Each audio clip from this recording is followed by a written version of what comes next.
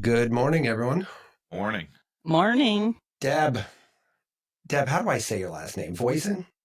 I say Voisin, even though in French it's Voisin. But I'm not French. Yeah. So then, we don't have to worry about that then. No. Yeah, it looks like hoisin, the delicious Chinese sauce. So. Yeah. The delicious Chinese sauce. The delicious. Now I want pho. Oh, God damn it. My daughter, by the way, when I said pho one time, because I had no idea, I've never examined this word in my entire life, and I said pho, my daughter looked at me like it was the most offensive thing she did. She's like, Dad, what are you saying? What the fuck's wrong with you, you dumbass white guy? And I was like, you're a 13-year-old. I'm sorry. I didn't realize that I had gotten this so horribly wrong. Sorry. How uncultured are you, I know, Dad? right? Seriously. Like, yeah, it was really funny. You know what's funny? Moore and I used to get our nails done pretty regularly, and we get very friendly with the second generation Vietnamese girls that were doing our nails. And we go, okay, what do you eat? What do you order? Okay, all right. So then we go in and we're trying to say it, and the guy's like, just point to the fucking. Yeah. We numbered it for you. Yeah. Hey, asshole. Do you want 15 or 16? Like, what is wrong with you? And then I went back and I'm like, Kimmy, they made fun of me. Yeah. She goes, oh, we do that too. Just so you know. Thank you. Oh, that's funny. So, Deb, welcome, man. Thanks for coming by. I appreciate it. I'm psyched about this. We've had this conversation in the hopper for a minute, so I'm psyched to finally get you on and talk. A lot of ways we can take this, but I guess just let's let I feel like this is another one where we should have hit go, because you kind of dropped your background and your story before we hit start. You were just trying to fill me in, but why don't we start there? There we start. Yeah. There we start. Yeah. Let's let the universe decide this. Okay. Well, like Matt, I had a background in user experience design research, and figuring things out using common sense and experiments.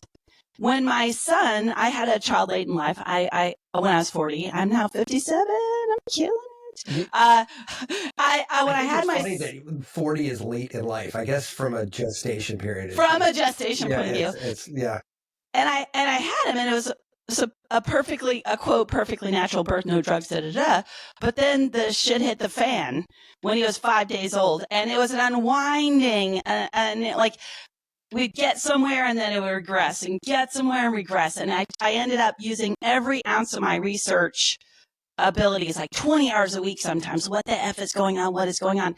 And eventually it got, different things, different chronic things would show up, and then we would manage them and all that. And it was a 10-year process. And during that time, though, we cured Tourette's, we cured seizures, we cured autoimmune disease of the brain, we got rid of the chemical sensitivities, we got rid of the food allergies, and often the things that we did were cheap or free.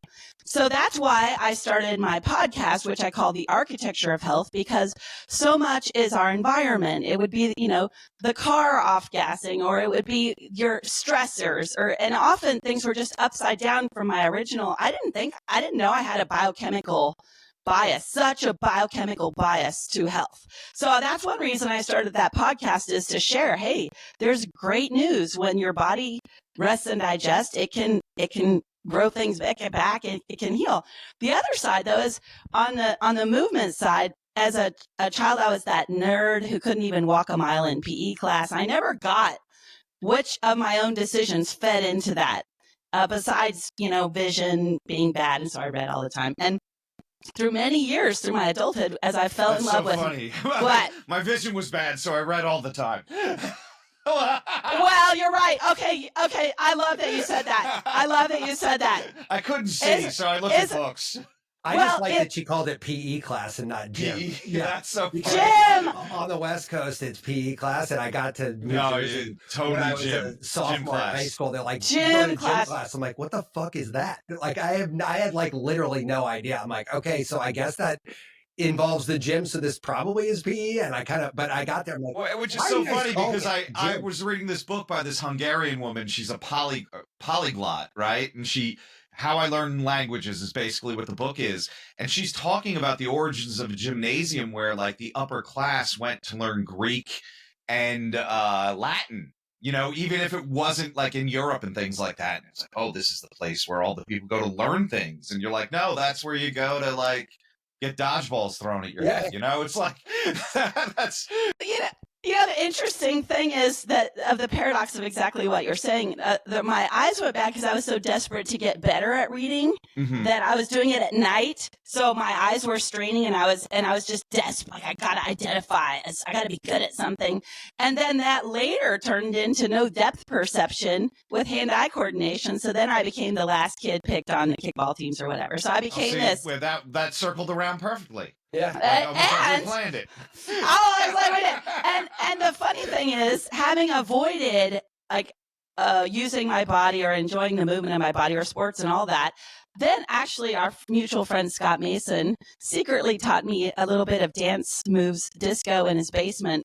And I started to come out as like, oh, dance, I can express, and it's not sexual, and it's not this, and it's not that, and I can do this, I can feel the music. And later it turned into all these other forms of movement. I did it, but the worst movement mistakes I ever made were stretching. Things called healthy. Some of the worst movements I made were overtraining. Doing too much cardio, and my biggest damage to my hips ever was sitting in lotus for hours at a time. But I would more and more have to find things that really worked. I found West African dance, which has a beautiful organic alignment to it. And then I finally learned, wow, our whole paradigm is almost like the biochemical paradigm in medicine. This flat, like the body is muscles, and you label each part, versus the tensegrity, the biodynamic, the juicy, the interconnected, the springy, and that in that I had to find, like, what did the ancestors do that let some of them still climb coconut trees when they're 80 years old, when they, have a lifestyle that's different, when they're sitting in deep squat, when they're barefoot, when they didn't have this nerdus interruptus, and so that led me, using my sort of design research skills as well. I did a lot of traveling and looking into these different movement cultures, like where is chronic pain, which cultures does it exist in and which it doesn't, which cultures have high surgery, like joint replacement rates, which have low. And most interestingly, recently, I learned that the U.S. has 4 times per capita as many knee and hip replacements as Japan per capita. And their movement lifestyle, their movement culture is very different. They never lose touch with the ground. So, but then we have this gap and that's even as in the United States, even in the last 20 years, as activity levels have gone up, gym memberships have gone up, yoga classes have gone up. And yet the rate of orthopedic joint replacement has doubled in populations under 60. So it's not that people aren't trying. Just like I was trying so hard to move and be healthy, is that they're doing things that are not aligned with natural law. They're just like me trying to take all these pills and these supplements and fix my health from this one, narrow point of view. There's a broader, almost an environmental point of view that comes from creating a movement system that can then pump, the lymphatic fluids can clean your brain waste. That it's all interconnected is what has, and so I teach people, like, how do you make this shift though? I love my chair, I love my computer, I love my car. I'm not gonna give up the cultural things that got me this way. So instead, I'm like, how do I help people amend their life so that we can make the best of what we're doing? So I focus in moving as designed. I start with just everyday things. Just changing a little bit how you reach for that thing, changing just a little bit. And honestly, guys, the word posture, I would throw that away. People just stiffen up and stop breathing because they think it's a trying. I teach people to stand down straight where they relax instead of stand up straight and tense themselves up. So, and using markers, using measures, if it's not making you better at breathing or walking, you shouldn't do it. So unless funny. It's just fun. There's a couple things I want to unpack here. A couple thousand. Just a couple. She said like 80 things. Yeah. I was gonna go make another cup of tea, and I'd come back. It would have been great. I like, honestly, it's so great having you on because I don't like talking. Yeah. You know, like I do it. Matt'll like every once in a while somebody will weird me out. Matt'll be like, "Where'd you go?" And it's like I didn't even know where to start with that shit. Like he said something absolutely crazy. I was out. Yeah. So look at let's start with like a little bit of the practical here, right? You said something that I've heard a couple people say, which is gym memberships, yoga, this sort of awakening of the mind, if you will, about other, modalities of healing or actually not even just healing per se, although that certainly dominates the conversation. But for me, I use yoga prophylactically. Like I use it to not get sick, right? Like I use it. Exactly. Right. So, but here's the thing though, when these stats get thrown out and like orthopedics going up, right? Yeah, those are all, again, I haven't fact checked them all, but here's the thing. I've heard similar stories from enough people. Let's just assume that those things are completely accurate. I see this though differently. I see this being like, why are orthopedics up? Because the people that aren't going to the gym and aren't doing yoga and aren't like supplementing or aren't eating right or whatever, those are not the people that are getting joint replacements, right? Like, so I would think on the extreme end, and hopefully I'm defending Deborah here, right? Like CrossFit, right, is where you go to get hurt. And when I tell you, it's the weirdest thing because the people that I treat that are from CrossFit, they're all fucking doctors and lawyers. They're very intelligent people that know they have to take care of their body. But as Deborah mentioned before, they're overtraining. It's like, you're blowing shit out, man. Every time I've hurt myself, it's like, you know what? I'm going to do kettlebell snatches and then I'm going to do overhead presses. And you're like, idiot, that's the same fucking muscle group that you just hit back to back. You know? And these are great points because, these are great points. If so many yoga teachers and dancers didn't get hip replacements when they're 50, I would go, oh, maybe what you're saying is true. Question: is that the same cohort? I mean, are these people? Well, and I've done among the dance world, the highest hip replacement rate is among ballet dancers, and you can look at the joint centration, which is the design of the joint, and you can see the knees are not meant to do that deep external rotation, especially not in multiple positions and adding the impact of jumping. So hold on, we have to put an asterisk next to this, right? Because I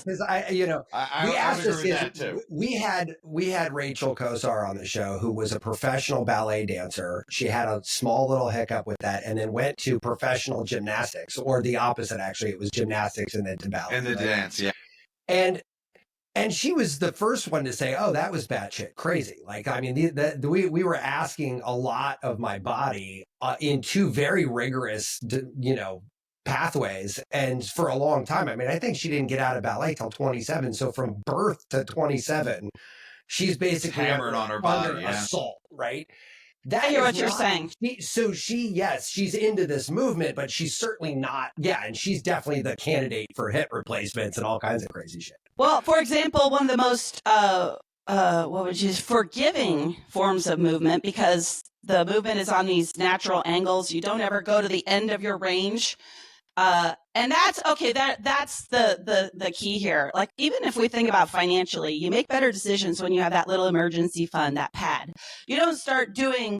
I don't know what that is, man. I'm constantly in a state of fight or flight because of capitalism. But like, we all know. There we go. I got my commie in already. Yeah. But I love it.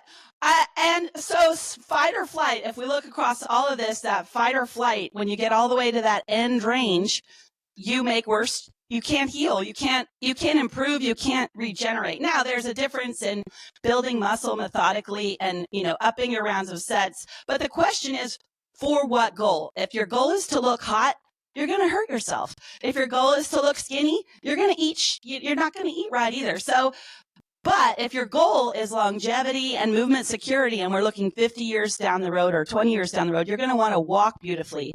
And the thing, even in a basic yoga class down at the gym, I hear people all the time say, I need to do hip openers. I'm like, actually, most of us need to do hip closers, because the process of moving forward through space, one leg is one hip is opening while the other hip is closing.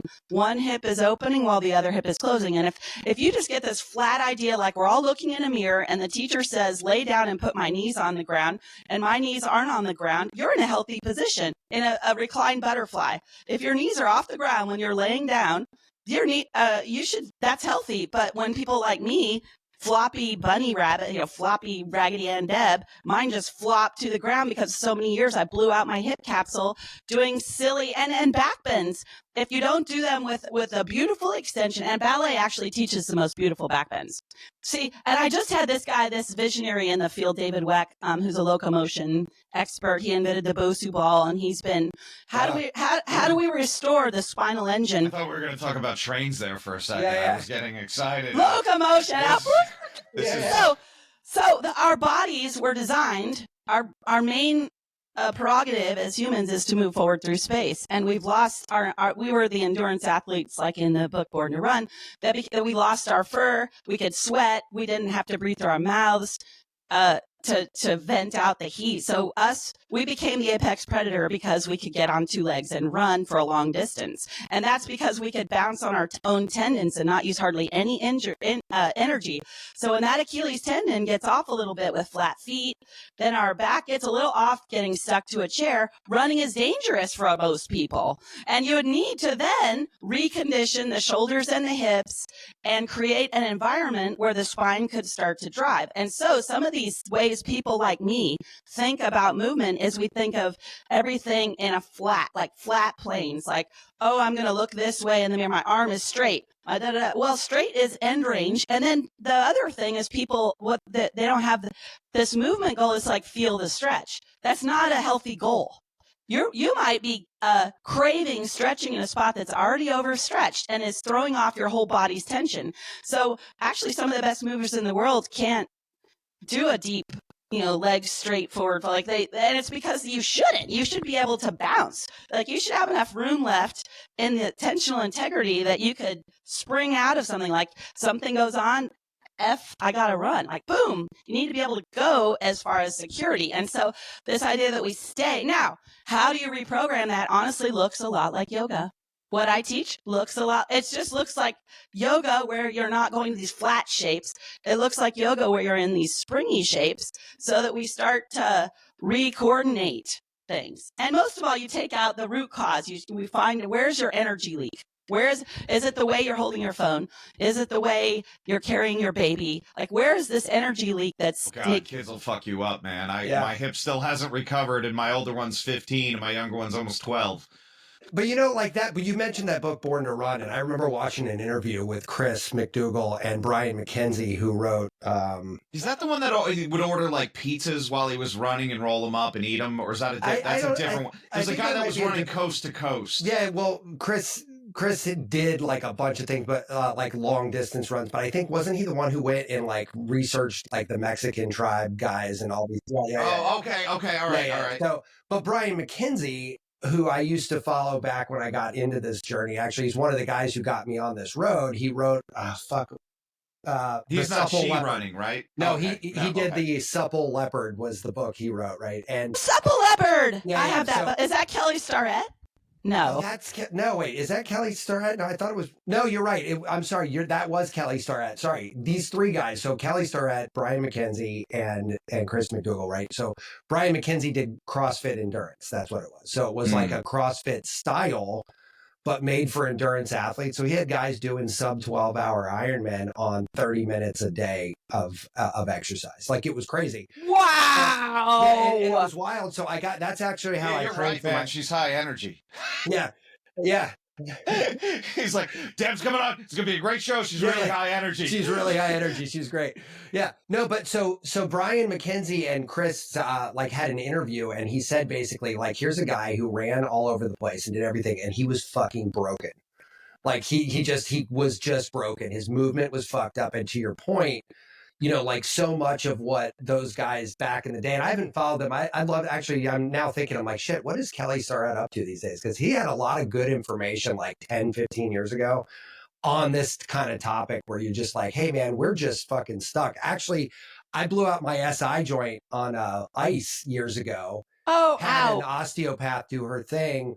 But you know what saved me the most is Kelly Starrett's SI thing, where you put that ball between your legs and do like a bit of you drive your shoulders into the ground, put your hip up, and then as you squeeze the ball and let it drop, you can literally feel your SI click back into place every time. Solves it for me literally every time. It's amazing. I love a couple of things you said there. One is when we have an impact event like a car accident or a fall, then I use a professional. I usually do, but I love what you were saying about getting your own, with the osteopath helping you give your own tool to get out of that pain. And what you were doing is you were making more space in the backside by squeezing something in the front. Your knee squeezing that thing.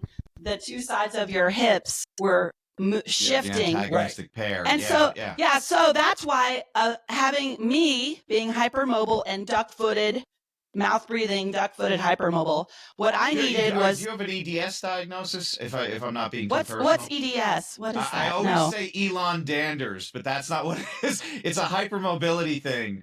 Oh, so, I've come, being self-diagnosing, honestly, I do think Elon. so. I have so many patients that have it, and I'm like, what the fuck is wrong with all of you?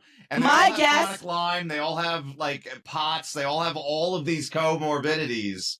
Okay, I will say that I like one of my early trainers in this spiraling biomechanics realm who had trained Olympic sprinters, when he saw what I could do with my wrist.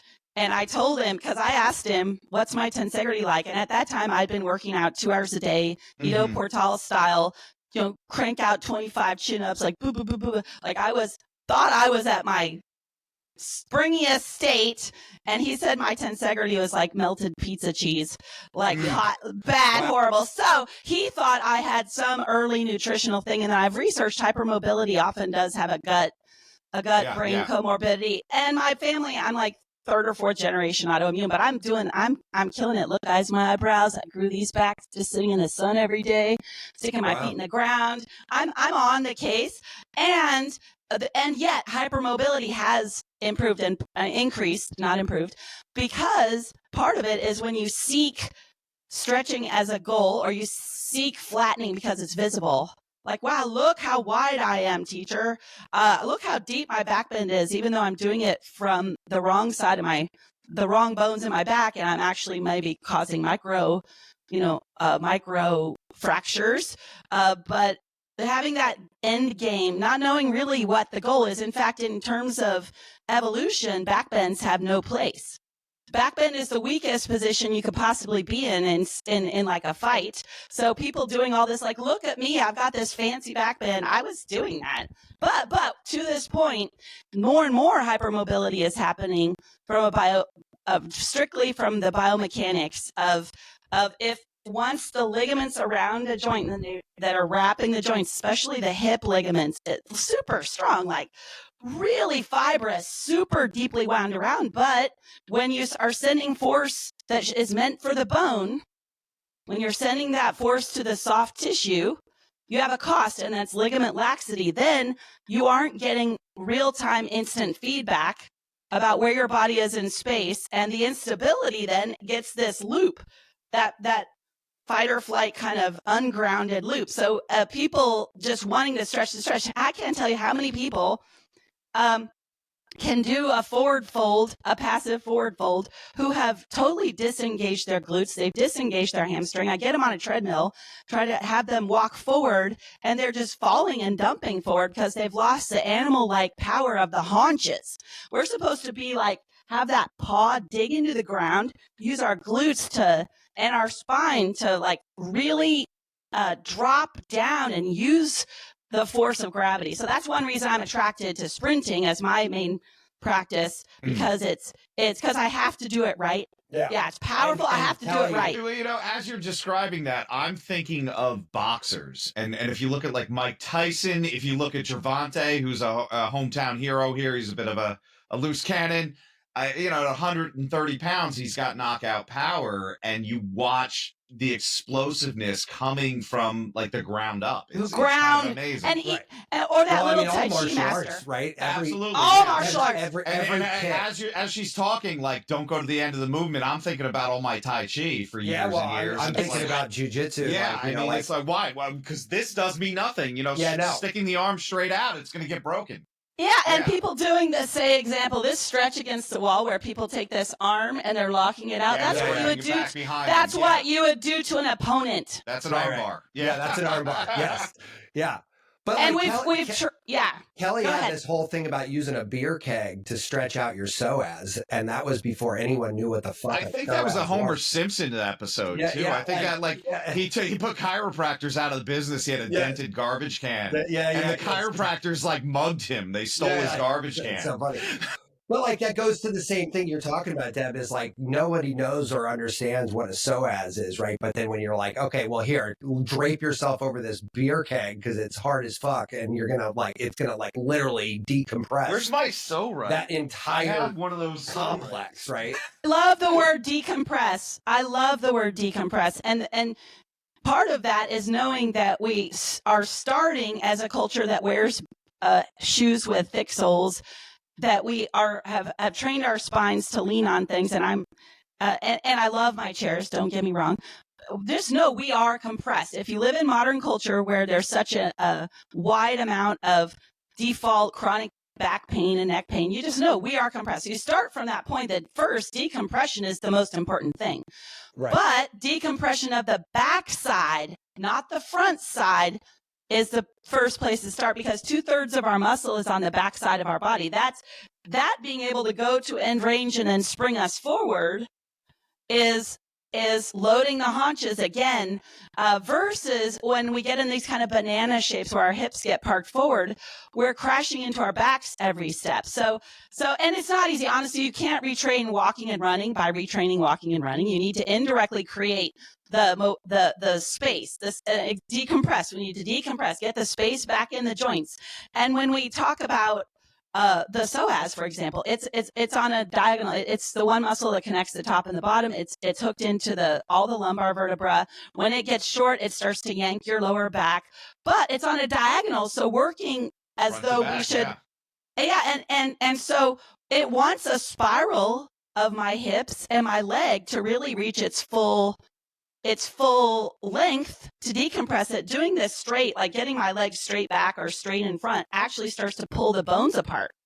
It doesn't really stretch the psoas. So that's, and it's subtle, these slightly nonlinear things. And martial arts, because it's so old, tends to have a lot of these.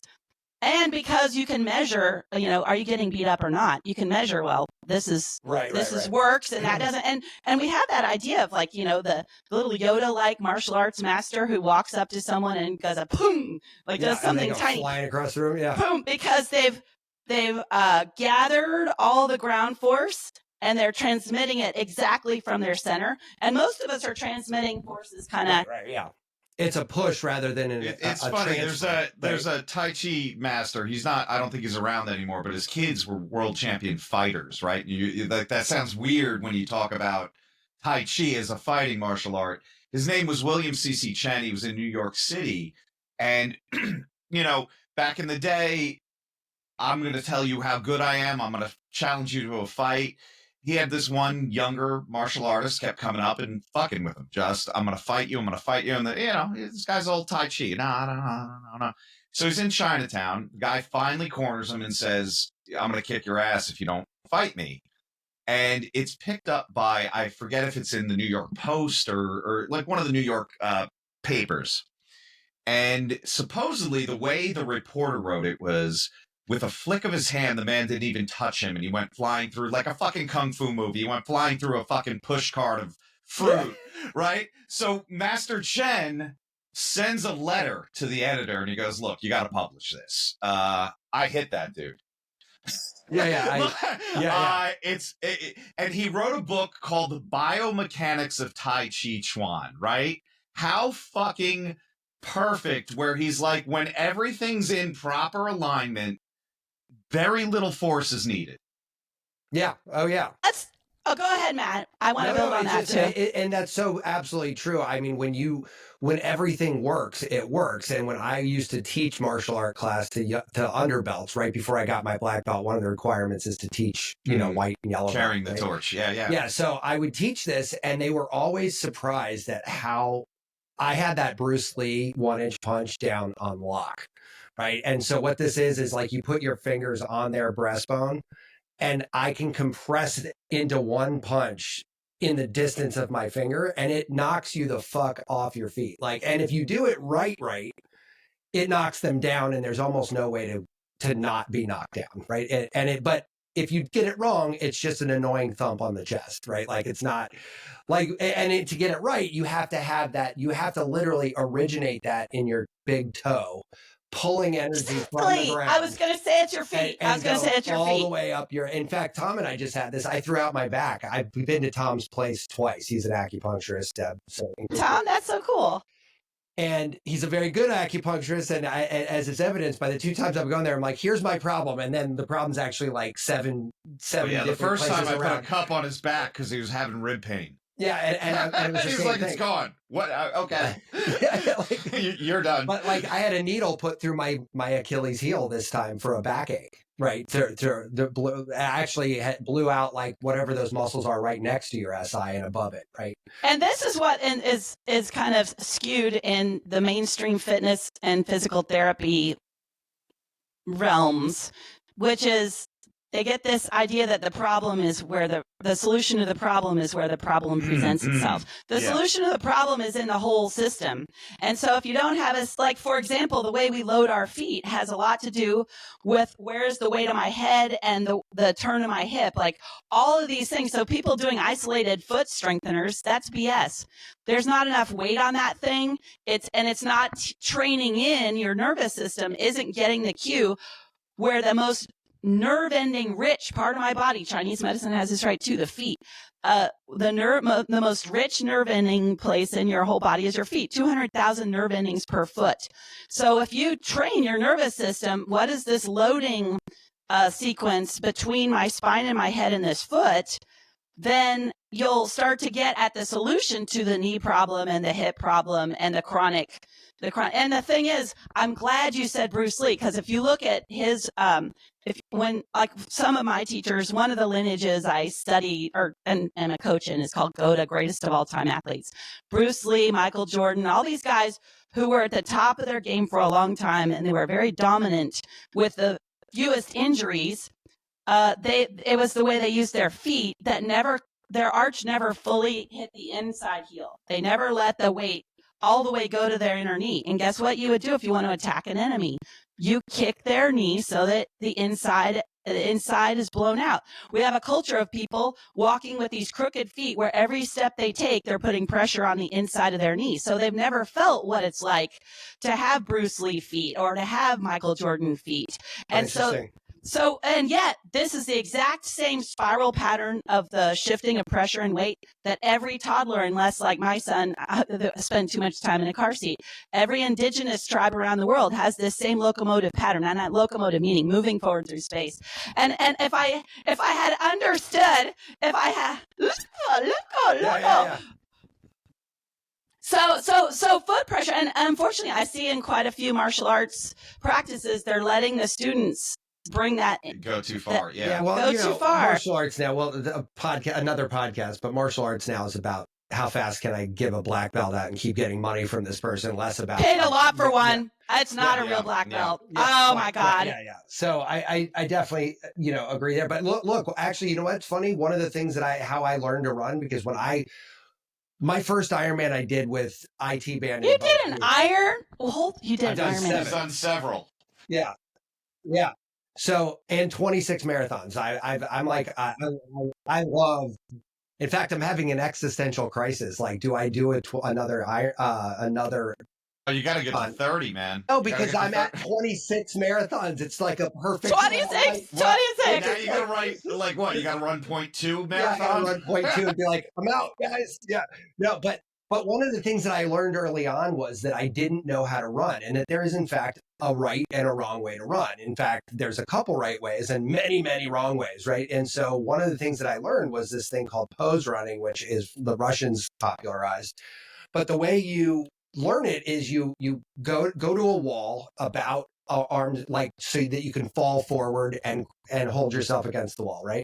So that you're not really standing up, but you're not falling over either, right? And then just dance on the balls of your feet. And then as your heel comes down and kisses the ground, you spring it right back up. And it's this little dance. And you do that for like as long as you have to. And for months and months and months, I did that as a warm up before I go out and run.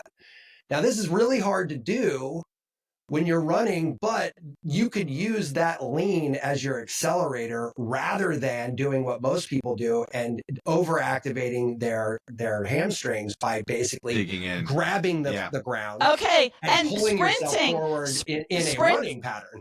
Sprinting is and I'm really into sprinting because I'm so hypermobile. I'm not ready for cement and all that.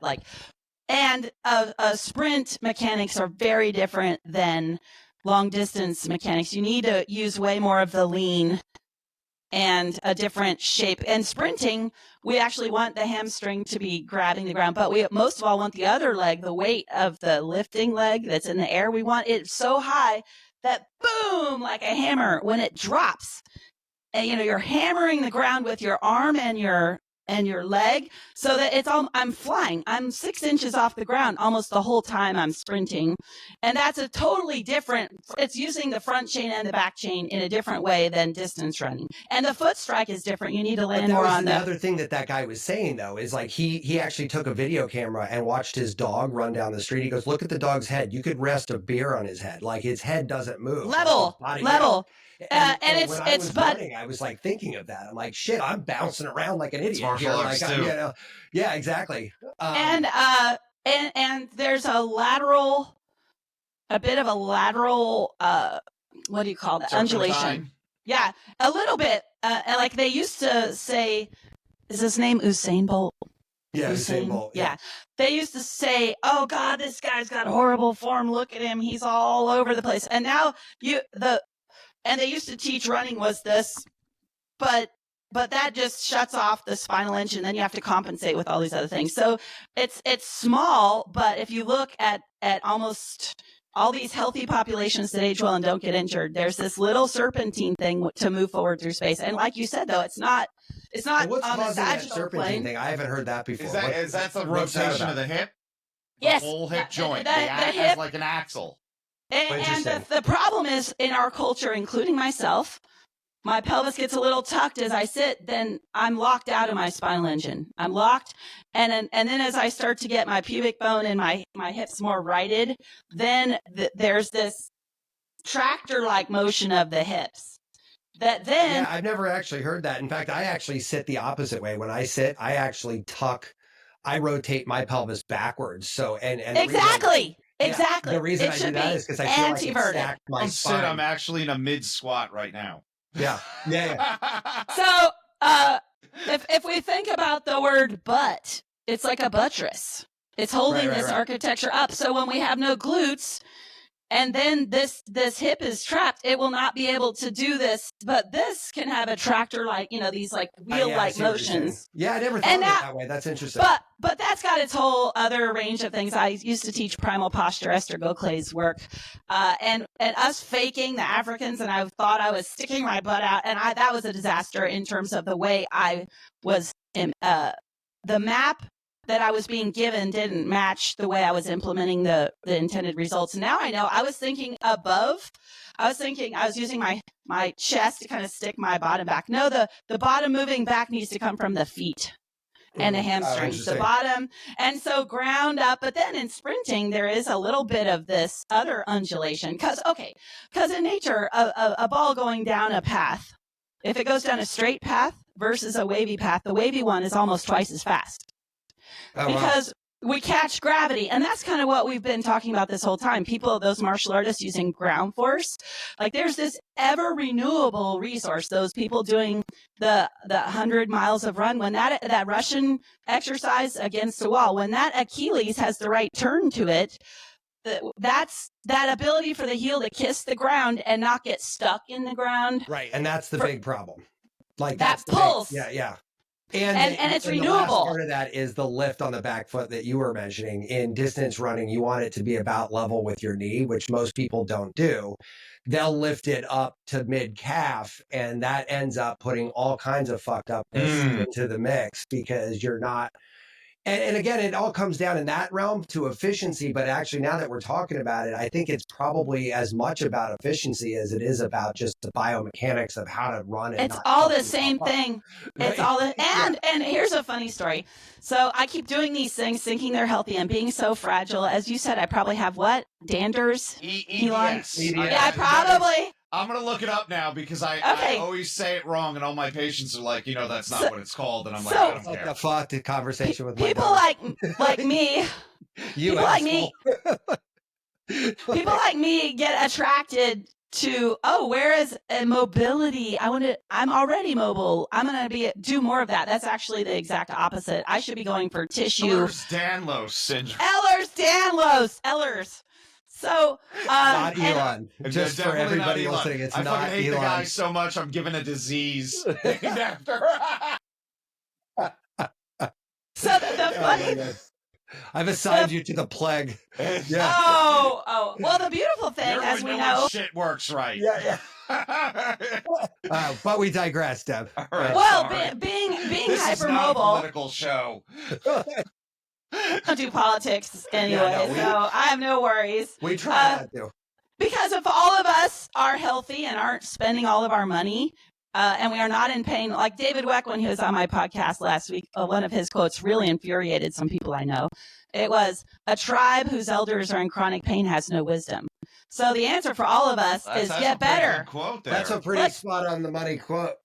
Let's all get better. That's the ultimate revolution. Let's not have to spend all this money on things that don't work. You can, a joint replacement when you need it, it's a lifesaver. I love it, but it doesn't address the root movement disorder. Then you get the second hip replacement. Everybody, you know what every fucking idiot told me to do when I hurt my back?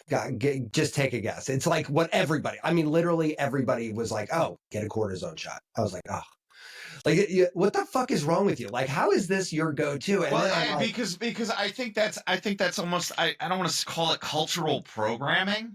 No, but it's like it is the fucking electrical tape over the check engine light. Yeah, I'm just gonna numb it up, and then you don't have to think about it. In a state of numbness, you can do a lot more damage. A lot more damage, yeah.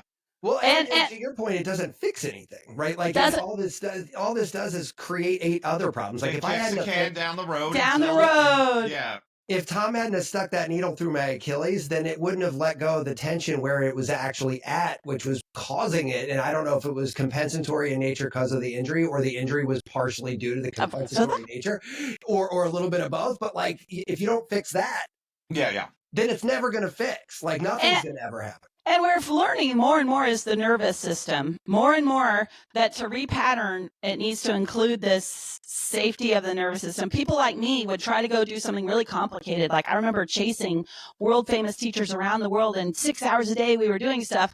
But my root postural patterns were just getting more and more heavy with just my root disorder was just getting more and more overlaid until I actually co-created a book called 101 Useless and Damaging Exercises and What to Do Instead. And then my hips went out. And then I was like, I cannot sell this book because we're missing something here. What we were really missing, it was right about joint centration. It was right about the ankle pressure. It was right about the spinal engine, but it was wrong about you can't reprogram in a state of stress. So this yoga has that chill part, yoga and Pilates, this chill part, and the katas, warming people up for martial arts. You take this ramp in, but where we have the most opportunity is our everyday life. And if I convert sometime where I might be, so for example, my 6'3" son, he's always like having a hard time in chairs. Like he's just so big. And a lot of those people lower their spine to talk to people. And yet if I can convert some of the time he would be using his phone in a crunch state to laying on the ground with his knees up together, then he's decompressing his backside, like the SI joint. The Right. SI joint, when it gets compressed, so you do all this knee hip opening, they're just pinching the backside more. When you do these hip closers, so we need both sides, hip openers, hip closers, because then we can start to restore the unity from the ground to the crown. And I was going to share one story. Being so hypermobile, I'm the perfect tester. Anything Sure. that isn't right, I cracked my own rib doing something. I mean, like I was doing Ido Portal stuff and I overtrained and we were doing these spiraling back bends. I didn't know how wrong those can be if you don't have the root tension. If you don't have the root tension, some of those things can just shear, crack, sprain, tear. And I overinvest, like trusting, oh, someone said this is healthy, so it's got to be good, right? So, more is better. Kind of like same with my son. Eating pizza for a month got him to a state of health he had never had when we tried to avoid this and avoid that and do the. So the interesting thing is I hit yet again another crossroad. My hips blew out again because I don't have much connective tissue there holding it in, the bones. So I was like, oh, fuck, I'm going to figure this out this time. I was like, I was crawling to the bathroom. I was in bed. I had that machete-like pain when I was limping around. And I had the fortune that I don't have that many responsibilities. I don't have to drive my kid to school anymore. But the worst thing was driving because I was like, oh, and then I realized that was probably the root pattern. I'd driven 3 hours a day for almost 25, 30 years. And that twist of the pelvis from driving and that right leg lifting and pushing the pedal, lifting and pushing the pedal, that twist is getting deeper and deeper. And humans are right twisting beings anyway. Our hips, because the diaphragm is heavier, the colon, the liver, everything's heavier on the right. And by design, we are right twisting, right turning beings. But that driving had amplified it to such a point that I was just wearing my hips very unevenly. And I was finally in this, and that's why it showed up in that as an injury later doing something else. So we go, wow, it was the stretch. No, it was actually this whole setup. I was setting myself up. So the thing is, I was driving to a trainer. Even the trainer couldn't get me back in order anymore. He's a spiraling biomechanics trainer. Even he couldn't fix it. And I was like, fuck, I'm fucked. I was like, I got to figure this out. And so then I used this decompression breathing. And I was like, oh, I know about this twist. So I'm going to untwist. I'm going to weight that sitting bone. And I used what I knew about this biomechanics. And I got stuck in traffic. And I did this deep, exhale-based breathing that helps right the spine and lengthen everything. And by the time I arrived at the trainer, I got out and I freaking sprinted. I just fucking sprinted. I was like, I'd unwound and rewired the base movement dysfunction. And after that, I was like, I am not letting this go. I'm going to sprint every single day. So I sprinted 111 days in a row. And then new problems would show up. I was just going to say, now you got all kinds of other issues. But well, and then I started, then I just went deeper and deeper. I was like, okay, that inner thigh is weak because of this, and I'm compensating with my head because of this, and and finally it got me around to all the way to where I am now, where, I've got clients we've gotten rid of. We can at least manage, if not get rid of some scoliosis, we get rid of some back pain, get rid of some knee pain. And they're simple things that are done in a chill state and that go back to the ground. But I wanted to just say that if we use our pain and we respect our pain as a teacher, it's the exact opposite of numbing. So absolutely. It sounds exactly like what so many people on this show talk about, which is this sort of like, I'm hurt somehow. And I need to figure out, because the only option is remain hurt, anesthetize it, or fix it, right? And so you get these things that no one ever taught us. I mean, look, I'm 48, so I'm, about a decade behind you. So I don't know what the difference between our PE classes were, but like when I was in PE class, it was like, how fast can you run the mile? Not how good can you run the mile. Like, how fast can you run the mile? Can you actually finish it? And to get the Presidential Fitness Award. It was that. What was that? Not that. Was it the Clinton one, or I don't know. For what? Bush one, they had one going back to whatever, and it was like, how many sit-ups can you do in 60 seconds and some bullshit. In a mile. Yeah. Like, how fucking arbitrary is this? Because like now that as an adult, and a guy who's explored this ad infinitum, like and the pull-ups are fucking stupid because even when I was doing like heavy kettlebell and heavy powerlifting, my coach looks at me, he goes like, look, if you get one pull up and you're over 200 pounds, you're good to go. And I'm going to train and get one pull up. And that's what I did. And then I'm like, well, I guess that was good.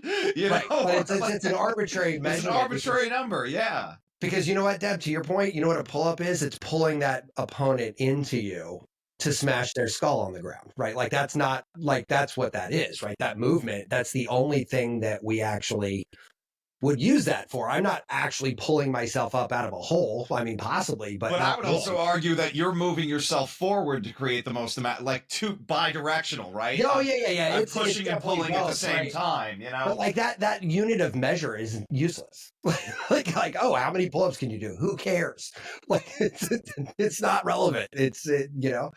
And the one interesting... Oh, squats. Tell me about that. No, squats is like, I mean, as primal as it gets, right? I mean, like that. I mean, there's all kinds of crazy research into like, you know, all the neurochemicals that get fired off when you do a squat. Just literally being in that position changes your brain chemistry. It's like it goes, and there's a ton of wacky research in this realm, but squats are. I have a very different, I mean, squats, if I had like one exercise and that's all I could ever do again, it would be a squat. Right. I fucking hate squats. I hate them. Of the 3 power lifts, that's my least favorite, but that's the one where I saw the biggest gains too. For sure. You know? And it strengthens literally everything. Even more than deadlifts, yeah.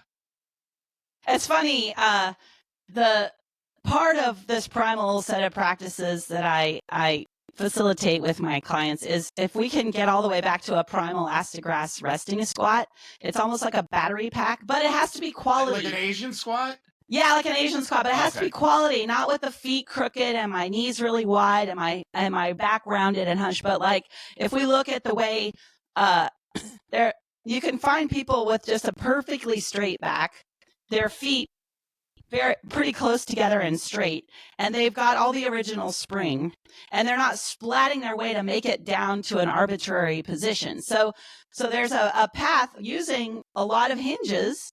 There's a path that and different heights of squats that help us get all the way back, because then the ground is, like we've talked about, ground force, we've talked about gravity, the ability to have something like a battery pack that it just resets all of your bones. And then when my ankles, most of us have very compressed ankles. We have too much weight on our heels. And when we regain this poised to pounce, like you see how my body changed. I was like, whoo, I'm ready. I'm poised to pounce. We have this tension, this tensional integrity that's a ready to go state. And even in a resting squat, when I get my ankles decompressed, and I right now have to use these little wedges to get me to where I can just jump out and do a jump kick and I'm a mess and I'm a complete mess, but I can get in this perfect state where I'm just springing out of my backside versus I'm forcing myself down. No, I'm like springing down and out. So, and where do you put the wedges under your heels or something? Oh, good question. Almost like a lifter then. Yeah. Like a lifting shoe. Yeah. Yes. So if this was the outside of my heel here, and this is the inside of my heel, because then one of these primal practices is called Goda, and the other is primal movement. It's called inside ankle bone low is a flat foot. When this that. The inside ankle bone. I was going to tell her we only record audio. For Okay. No, we don't. We don't. I was just going to mess with you. Inside means that the two bones of the lower leg aren't rotating. They're stuck. And they're stuck with heavy weight on the inside ankle bone, which is pitching the stress into the knee, which is pitching the stress all the way up the chain. So when we get this little turn that then turns the Achilles, it's more like a rope. You know how much stronger a rope is than just a flat piece of cloth. So you get these turnings that then retension up the chain. And so but I have to be really careful. I'll know that if my tensegrity is high, I could run long distance, but I'm using sprinting because I film every single one in slow motion from multiple angles.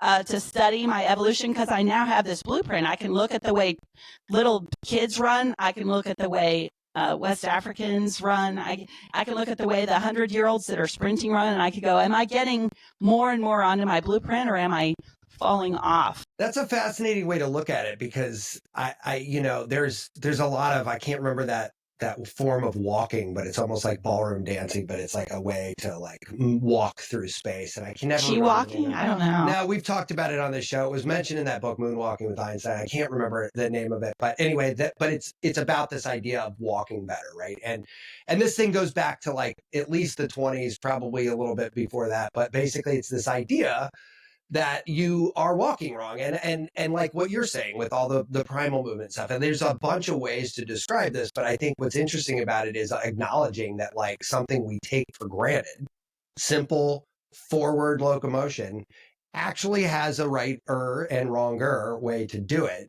And at a minimum, we could maybe disagree on the right or wrong word, but I think at a minimum, we can't disagree that there's a more or less efficient and more or less longevity inducing or supporting, And I love that nuance, and I get in a lot of trouble for, I agree that there's a right and wrong, with the nuance that our superpower as humans is our ever adaptability, the ability to prune the neural networks and retrain neuroplasticity. We come out unfinished for a reason, because we're going to hyper adapt, super adapt to our environment. So we have to have both the lovingness of every single bit of every single thing my body has ever done was a perfect fit to every stimulus, whether it was a trauma, whether it was the way my favorite chair, whether it was how I slept with my pillow. Every single thing is perfect. And at the same time, I can aspirationally set my sights on having a better quality of life in my movement lifestyle down the way, 10, 20, 30 years. And for that, we have to look, where is that already happening? Where is there a case where someone's doing what I want to do? And unfortunately, what's not visible to a lot of people like me is that you'll have these amazing athletes. Like, let's suppose it was, I don't know who's big these days. Like I'll just pretend Michael Jordan. I'll just pretend that I could just try to copy him, but he can't even really teach me what he's doing because he never lost his instinctive way of moving. People like me, third grade slump, I was struggling with reading. I stay up all night. I'm making my eyes worse and worse. I'm more and more excluded from sports. I had this loss of I have all these obstacles I put in the way of natural movement. So I first need to decompress, take these obstacles out of the way.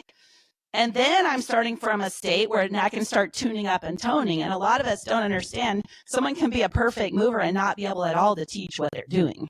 And so I love teaching what I do because I've made so many mistakes. Like as a yoga teacher, I tore my knee. I avoided walking on uneven surfaces for 25 years. And then I learned movements that wrap, like that's an aggressive countermeasure, right? She had a group of strapping young men carrying her around on a bed, feeding her grapes and fanning her. In the summertime, it got hot. There was the guy with the palm leaf. Yeah. Okay, and what I meant by that was like hiking or boulders or beaches. No, that would probably teach you the proper motion quicker because exactly. It is that uneven. Paradoxically, that probably would help. And the paradox was I could do West African ants where I was flying, but it worked because my feet were off the ground, so there were no torsional forces. I was off, and it's very balanced. Is what? You were getting kind of lucky that it didn't challenge you in something that you knew you'd be stuck in, right? I mean... And it only started to show up when the day I turned 50, I got a soft tissue massage before I went to a Samba class. And I had this very flattened, because Samba wasn't my main practice. West African is more folkloric, more back chain. You lean forward a lot more. It protects if you don't dump into your, well, anyhow, there are things about West African because it's so old that the shapes themselves are much closer to sacred geometry than things that have been built just for show, right? And so I was doing a kind of for show, like oversimplified version of a Samba step. My hip went out. I was like, because at 50, I didn't have any more room left. And then someone, at first it was Ido Portal's people, they taught me that most of the muscles are on these diagonals. And there's in these spirals, and it's the soft tissue, the connective tissue, it's all these wrapping things. So when you start to not just move the legs in a flat way, and you get the rotation of the lower leg, you get the rotation in the hip socket, you get the rotations, then it's wrapped in. It's better than a bandage. And so then I was like, oh my God, I can't believe my harsh countermeasure. I was like, I can't believe I thought that I had to deal with that much discomfort for that long. And that's one reason I'm so excited, right? But see, this is like a recursive nightmare on this show, is that the only obstacle to any of these things is people just accepting that it's real. Like, in reality, you are probably being rate limited by just walking. Like, that's it. You're probably just sitting in your car, going to work, sitting at your desk at work. You are just inefficient, or you are at worst doing damage.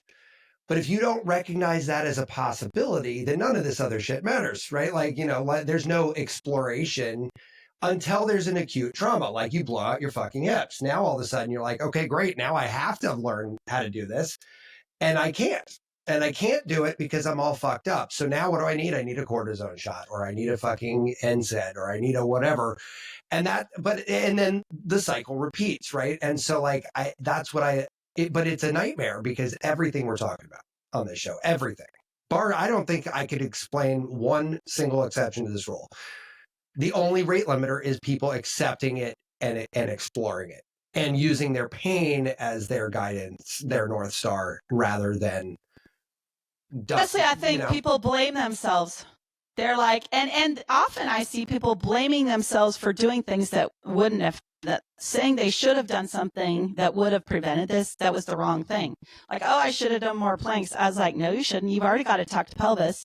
I don't want to see rectus abdominis get any stronger on you. I want to see a lengthened, abdominal corset. And so part of the frustration is, even when people try to do the right thing, it's not the right thing, because they're not measuring in terms of our prime directive. Because they're as reading movers it from a is meme, walk. not experiencing it. You know what I mean? Well, and honestly, the surgery is technically, because it's subsidized by this weird insurance system, is technically looks cheaper than working with someone who knows. 20 years from now, 58, 68, I'll be 68. In standard practice, I could just get a hip replacement. It's, I'll have enough money, or insurance will cover it. It's fine. Like, I don't need to worry about my hip rotation right now, because I'll just replace it. I don't want to, and Matt Hampton won't do that. But I think most people kind of will have to. Yeah. Mm-hmm. I mean, to go to work, to wipe their butt, all that. And the problem is, look at how many people are aging. We're going to age out where there aren't that many younger people around to assist these elders that are feeling so bad. And so I'm actually really excited that I'm moving at my best ever at 58, almost 58. I say, look at me. I'm wanting to be older than I am, because some of the best movers I've ever seen in the world, like I have these two inspiring teachers that are like 65.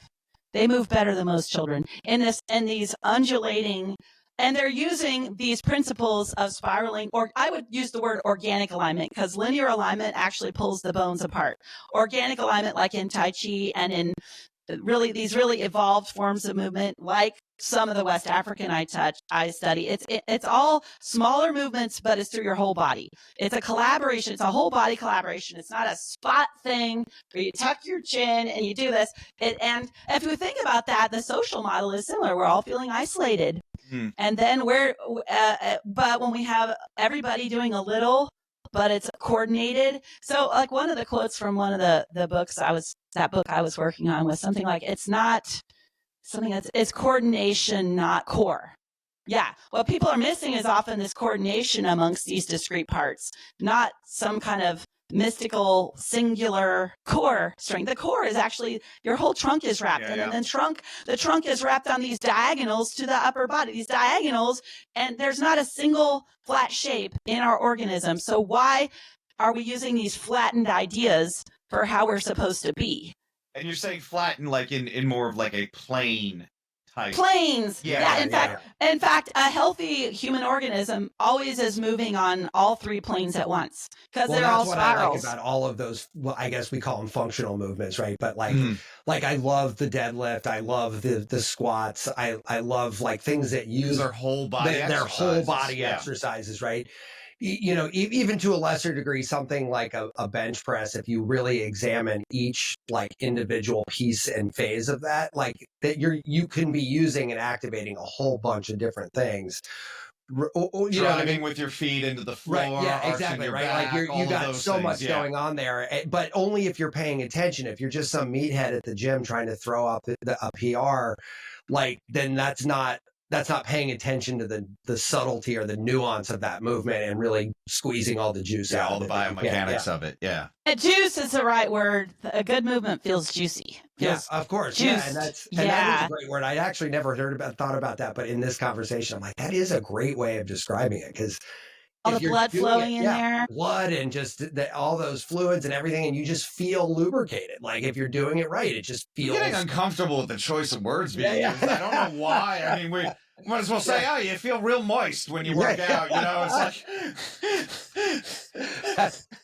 until I had that experience. One of the functional movement systems I studied, because I spent the last couple of years heavily researching all these different functional movement systems because they're all trying to figure out how do you express these spirals. They're all trying to figure out, because that's hard to teach, because our first default is that we're going to do a single plane version of that thing. We're going to see it and copy it in this really weird way. So having outside perspective, whether it's a coach or whether it's a friend you're at the gym with, where somehow, because we can think we're moving a certain way and we're actually not doing it that way at all. And those subtleties, especially when you get down to that level of granularity, like spotting those by yourself is real tough. I mean, that's why they have all that sexy tech where they have you run on a treadmill and film it, and That's why I film myself every time I run on my treadmill in slow motion. I film it in slow motion from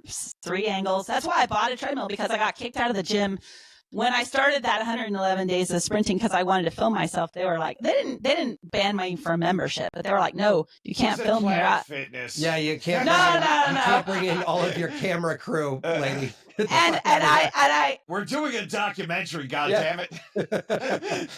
Understood the privacy, the protection, but so then I bought a self-propelled treadmill because I could see it. Yeah. Everyone's like, lady, we're all naked in here, lady. Yeah, get the camera crew out of here. Yeah, that's fucking hilarious. And but what's interesting is a few of the clips that I got before that stopped, because I was 11 days, day 11, and I was like, oh no, I can't do my 111 days of sprinting because I can't film, because I'm not going to do this without filming, because I'm gonna hurt myself. But I did remember looking, and I didn't publish anything, but of the tapes I had, just the joylessness in the background, people staring at their phone, trudging along. I was like, oh, no wonder they don't want to be on social media. Like, that just doesn't look yummy. It doesn't look like it feels good. But then I started to use skirts because I wanted to show, as skirts and necklaces, I wanted to show the movement. Illustrate it, almost like a figure 8 kind of thing happening. And it's a figure 8, but it's a bent. Yeah, it's a bent figure 8. Yeah. Almost all of these surfaces. With the necklace, though, I mean, the skirt's pretty. that makes sense. But the necklace is a cool idea, because then you could actually watch the pattern, like as it's moving. That's a cool idea, actually. And most of all, I can sprint it. I can, and several people who have trained Olympic gold medalist sprinters, I've had like 5 of them say she has unreal form. I'm like, yay! I was crawling to the bathroom. A year ago, I was crawling to the bathroom and screaming as I drove my car, and now I'm getting the blueprint.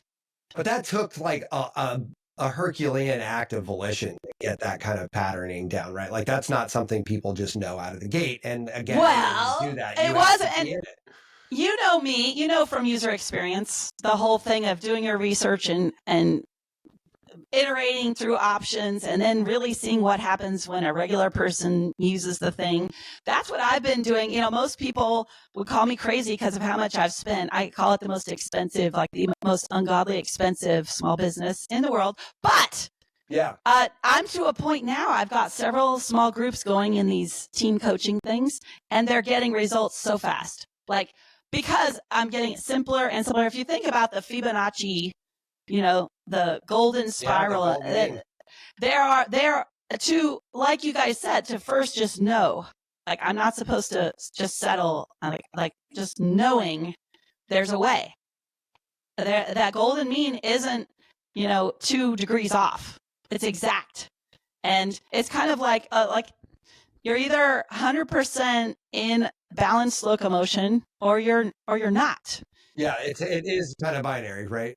And yet you can be improving it. And you think about it, we breathe, some of us breathe 22,000 times a day. If my diaphragm is a little stuck on one side, that's one of the things we need to do is repressurize our fluid systems with our breathing system. And then, we walk thousands of steps a day. And it's not easy or wise to directly change how we walk. We create an environment where our walking, when our foot mobility goes up, when our toe ball, pinky ball, and cuboid bone, when they're making better engagement with the ground, then we got a better base to push off of. We get things out of the way, like shoes that restrict the width of my toes. We get things out of the way. But here's what's happening. People are like, oh, I see what you're doing. I just got rid of all my shoe support and now I just started running. I'm like, no. That's not what I said at all. You can't just pick and choose. You got to do the whole thing. But exactly. It is funny though, and we don't have to dive down this rabbit hole too. But like in yoga, one of my favorite things, just naturally, what I gravitate towards is when you put your pinky toe and big toe on the ground and lift up your middle toes. That took me a minute to kind of get comfortable with, because when I first did it, I had an instant foot cramp. Like it was like, and I'd fall down. Cramps are a good thing. Cramps are a sign. So I was in like, some cases. Up. And now that's like, I do it under my desk, like, because it's like one movement that just felt natural. And once you felt it, I had no science to describe it. I had no like research studies. There was nobody telling me. As soon as somebody introduced me to that movement, I'm like, this feels like right. I need to just I like to add in all of us having permission for why things have gotten so wrong. I like to give permission, which is, back in the 1930s, there was a neuroscientist early on with the limited tools they had that mapped the regions of the brain that have to do with motor things, the hands and the eyes, and it's homunculus or something like that. Homunculus. Yeah. And the statue shows the hands and the lips and the feet are this big. And I was like, that effing makes no sense, because everything I'm doing that works starts with foot pressure. Starts there because it's a map of how your whole system is interacting with gravity, at least when you're upright, right? And so then I went and researched it. I was like, how many nerve endings in the feet? Oh, they each have 200,000. How many nerve endings in each hand? 17,000. I was like, that's weird. So then I dug a little deeper, and I finally found that in 2024 in Scientific American, they were like, oh, we've debunked this guy. We found they missed this whole, like, a third of all the motor networks are just for feet. They just hadn't found that network at all. So we get, and I know the occupational therapist the physical therapist I was just hanging out with the other day, she was like, oh yeah, we were, even a couple of years ago, that was in my neuroscience textbook in therapy school. So the thing is, when we take like the old wisdom of Chinese medicine, acupuncture, martial arts, they have a lot about the feet, they have a lot about the breath, and how these systems are interconnected. Like, the knowledge is out there, but then the question is, how do we make a small enough bite that we can win a little bit? Because a 1% a day win is something like 37 times the result. That's the Arnold Schwarzenegger sort of idea. Is like, if you could just do one thing for 5 minutes a day, at the end of the year, you're hundreds of minutes more practiced at this thing. And it was like, it's a simple yet completely different way of looking at it than most people, because they're like, well, I only have 5 minutes to practice the flute today or play the piano or whatever. And you're like, well, that's 5 more minutes than somebody else. Yeah. Spend 5 minutes. Tomorrow might be 6. And 5 minutes. Yeah. Because you might be better. Deb, I could literally do this all day. We can do this all day. We can't. We won't. Matt, they moved the timer on me. I was going, oh shit. Yeah, I know. I watched it. Shit. Oh shit. Yeah. How long are we talking? Yeah, no. But yeah, no, Deb, I cannot express enough how so much fun. It was a great conversation. I mean, literally. And I know there's a whole other world of this, that maybe we'll have to have you back on, but I was not hoping, I had no expectations today, but like the whole journey that you were on today about movement, you have like sort of a parallel journey in sort of this autoimmune system situation. And like, I would love to maybe, open the door to have you back to talk about that at some point, because, it's a lot of same things, right? Like I know it is the same. It's the same. Right. So yeah, but listen, today movement was amazing. And, Tom jokes about this all the time. There's Matt guests and there's Tom guests. And this one was pretty balanced, though. This one was pretty balanced. How you like I brought him like somebody, who was it? It wasn't Lauren. Somebody that was a long distance runner. I'm like, see, I invited her on because I figured you guys would get along. She was internal family systems. Yeah, right? IFS. That's right. So she was an IFS woman, and it's funny because she's a distance athlete. Again, catabolized her body in ways that were very unhealthy. Broke it down. Long time. Yeah, and yet she found this way forward. And like, she was such an interesting interview for me because of the distance thing. I'm like, oh, I've done that. Oh shit, I've done that. Oh fuck, I did that too. And, and then we had 2 other IFS people on with completely different stories. And I was like, oh, this is crazy how this one thing can apply in so many different ways. Fractals. Ever-repeating fractals. This fractal idea. And that's what I like about the show summarily, is that we get to talk about, as they say, there is nothing new under the sun, right? Like, one martial art to the next. There's only As Bruce Lee said, until humans have more than 2 arms and 2 legs, right? The movements will be the same, yeah. And your elbow only goes one way. That's not going to change unless we have some kind of like crazy genetic shift. And like, so you can break an elbow one in pretty much only one way, right? Like, that's just going to be the same no matter what you do. And you can call it kung fu, you can call it jujitsu, you can call it whatever the fuck you want, but it still only breaks in this one way. And I feel like a lot of what we talk about is like that, right? Like, okay, hey, dumb fuck, walk better, don't hunch over, like do whatever it is. Like, these are basic mechanical problems that you have. Just fix it and you're good. Like, hey. The inverting the mental models is often kind of like you'll know in health, like or the food pyramid even. It's actually upside down. If we start with the possibility that our idea of the body is inverted, that it's from here down and it's actually ground up, that at least takes some of the stress away. It makes you more effective. In art school, what the one of the weirdest hacks is if you took a picture of yourself, you give everybody, and they've done this a million times. I find it actually one of the most fascinating things in art.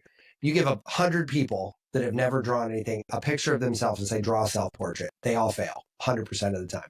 If you have them flip the picture upside down, it's fucking jaw-dropping how good they are at drawing themselves. It looks really good. Now, the technique's fucked up, and yeah, okay, got it. They're not Michelangelo, but same person, same picture, just rotated upside down. Why? Because now you don't know what that is. You're just responding to the impetus, not. I know we need to stop, but one of the things I have my students do is I have them take a picture of themselves standing from the side. We turn it upside down and we draw a plumb line through it, and then it'll show where is it that my body is compressed. It's so clear, but you can't see it when it's right side up. Partially, we've got these ideas of chest out, so you see it and you're like, oh, that's healthy. And then you turn it upside down and go like, this is a bunch of wasted energy. Yeah, I love totally. Okay, wait, no, let's stop. But I guess I was responding to when you said, turn it upside down. There's so much changes when you turn things upside down, right? When you actually just look at it as input variables rather than processing it as knowledge, I think that you open a door to a whole bunch of other shit, which is fucking awesome to hear you say. It's really cool. All right, guys, listen, I love this conversation. Can't wait to have you back. But thanks again, Deb. And I guess have a great weekend. Yeah. What a pleasure. All right. Thank you. And come on, hop on over to my podcast too. Shit, fuck. We can't go. I haven't invited. Find it. I'm sorry. God, we always ask, where do we send people? Sorry. God. You guys come on my show. All right. Yeah. We're inviting our audience. We don't even know who they are. Everybody. Okay. So it's called The Architecture of Health. Yeah, it's on, the ones. It's on everything. It's on the thing. It's not everything. On the webs. It's on the things. It's the on the big ones, ones. yeah. It's on the Okay. big ones. The Awesome. architecture of health. Okay, and if people want to work with you, is movingasdesigned.com. got it. I do remote and in person, and it's in this very curious realm. And that's why I call it moving as designed. It's not physical therapy. It's not personal training. It's not design. It's all of it. And it's this holistic, like you guys said, you can't just do one of the things. You gotta, we have these little bite-sized things, bite-sized ways to get at it from more than one angle. And one of those is upside down. Yeah. Awesome. Dig it. Okay. God, we got so wrapped up in the conversation, completely forgot to ask Chris. Yeah, we're like, all right, that was fun. That's See you never later. happened before. No, Yeah. I was going to leave without saying Yeah, yeah. anything Oh because my I was gosh. just looking forward to our next conversation. Oh, That's man, all me I was too. looking Sounds forward awesome. to. All right, guys. Okay. Enjoy the weekend. Take care. Okay, you too. Bye. Be subversive, irreverent. Health is wealth, but you knew that. Everybody knows that. But so is following us on social media at Irreverent Health. And check out our website for more exclusive content at irreverenthealth.com. Oh, I like this. Thanks for tuning into this episode of Irreverent Health.